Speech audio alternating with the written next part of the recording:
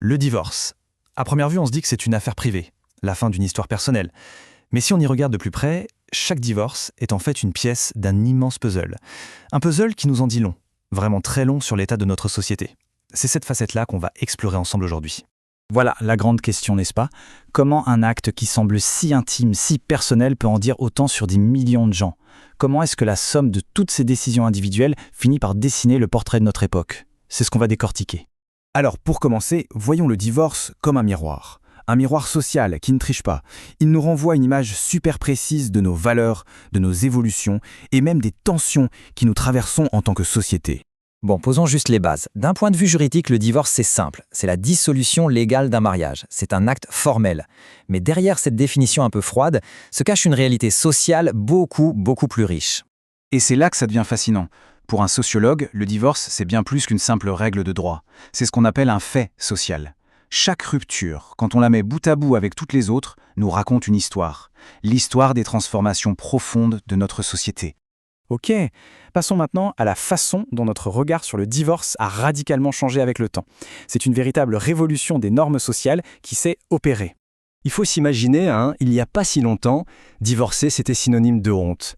C'était perçu comme un échec personnel, une sorte de tache sur sa réputation qu'il fallait cacher. La pression sociale pour tenir bon, coûte que coûte, était juste immense. Et aujourd'hui, le changement est total. Le divorce n'est plus vu comme cet échec honteux, c'est devenu une réponse possible et socialement acceptée quand une union ne marche plus. Le tabou a clairement laissé la place à une option parmi d'autres. Mais alors, comment on explique ce basculement? En gros, il y a 3 grands moteurs. D'abord, la montée de l'individualisme. L'épanouissement personnel est devenu central. Ensuite, l'autonomie grandissante des femmes, notamment sur le plan financier. Et enfin, une redéfinition complète des rôles de chacun au sein du couple. Forcément, quand les mentalités bougent à ce point, la loi ne peut pas rester immobile. Alors comment le droit s'est-il adapté pour venir encadrer cette nouvelle réalité du divorce? Le premier rôle du droit, ce n'est pas de juger, mais bien d'organiser. Organiser ce processus, qui est souvent complexe et parfois conflictuel. La loi ne porte pas de jugement moral. Son but, c'est de fournir un cadre, une structure pour gérer la séparation.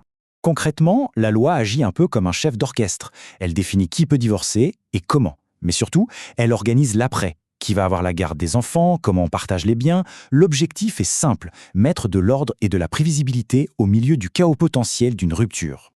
En fait, tout le droit du divorce, c'est un jeu d'équilibriste. D'un côté, il faut garantir la liberté de chaque personne de pouvoir mettre fin à un mariage qui ne lui convient plus, et de l'autre, il faut protéger la stabilité de la famille et surtout l'intérêt des enfants. C'est un vrai casse-tête permanent pour le législateur. On arrive maintenant à la synthèse, ce fameux dialogue, cette discussion permanente entre le droit et la société. On touche ici au cœur du sujet. La loi, ce n'est pas un bloc de marbre figé dans le temps. Elle est le reflet des valeurs de son époque. Mais attention, l'inverse est vrai aussi. En posant des règles, la loi finit par façonner nos comportements, nos mentalités. C'est une influence qui va dans les deux sens.